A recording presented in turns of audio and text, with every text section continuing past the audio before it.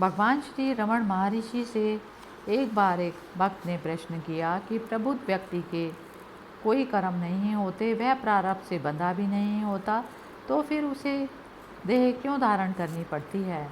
भगवान ने कहा, ये प्रश्न कौन पूछ रहा है, एक आत्मनिष्ठ ज्ञानी या अज्ञानी। कोई ज्ञानी क्या करता है और क्यों करता है, इस विषय में चिंता क्या करनी चाहिए। बेहतर होगा कि आप अपने बारे में सोचें। फिर वे शांत हो गए और कुछ देर बाद पुनः बोले, आप अब भी यही मानकर चलते हैं कि आप शरीर हैं, इसलिए आपको लगता है कि आत्मनिष्ठ ज्ञानी के पास भी एक शरीर है। क्या उसने कहा कि उसके पास देह है? हो सकता है कि वह आपको उसी तरह काम करता दिखे जिस तरह दूसरे लोग काम करते हैं। किसी जली हुई रस्सी की राख भी रस्सी जैसी दिखती है, परंतु क्या उससे किसी को बांधा जा सकता है? जब तक कोई भी अपने शरीर से अपनी पहचान बनाए रखेगा, तब तक उसके लिए इन बातों को समझना कठिन होगा।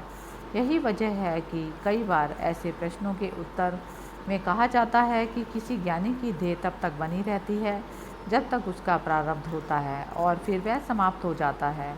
इसका उदाहरण देना हो तो ऐसा कह सकते हैं कि बाण प्रारब्ध से निकला तीर अपने निशाने तक अवश्य जाएगा, भले जिस जानवर को निशाना बनाया गया था वह चला गया हो और उसके स्थान पर दूसरा जानवर आ गया हो।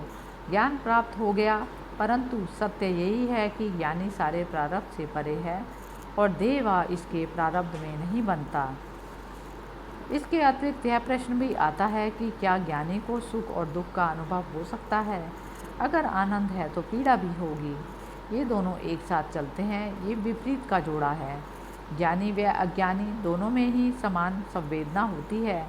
अंतर केवल इतना है कि अज्ञानी अपनी देह से पहचान जोड़कर उस पीड़ा को अनुभव करता है, जबकि ज्ञानी को पता है कि यह सब आत्मा है, भ्रम है।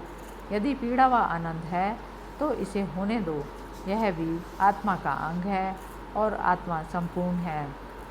या फिर क्या वह पाप कर सकता है? इस प्रश्न को उठाने का अर्थ भी यही है कि प्रश्न करने वाला आत्मज्ञान को नहीं समझा। पाप तो अहम का किया धरा है। जब कोई अपने हित के लिए जगत के सामंजस्य को नष्ट कर देता है या ईश्वर की इच्छा के विरुद्ध चलता है तो उसे पाप कहते हैं। परंतु जहाँ अहम नहीं है, जहाँ केवल एक सर्वव्यापी आत्मा है, तो कौन किसके लिए विरुद्ध कार्य करेगा। एक अज्ञानी ऐसे ज्ञानी को देखता है जो आत्मज्ञान पाने के बाद भी अपनी देह के साथ पहचान रखे है, क्योंकि वह आत्मा को नहीं पहचानता और शरीर को ही आत्मा मान लेता है। वह ज्ञानी की देह के प्रति भी यही भाव रखता है, वह उसके एक भौतिक रूप मानता है।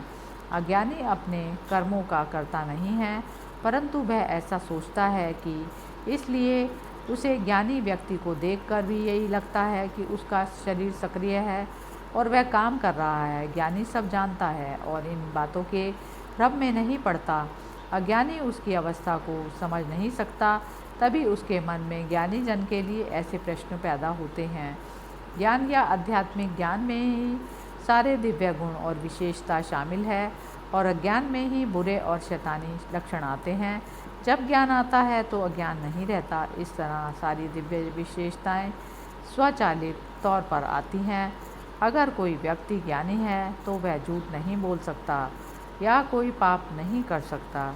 कई बार यह वाक्य भ्रामक धारणा पैदा करता है कि अहम नहीं है और मन मर चुका है। इस जगह यह कहा गया कि नीतियों, योजनाओं और विचारों का कर्ता मन मर चुका है, समझ बनी रहती है और विशुद्ध चेतना जगमगाती है।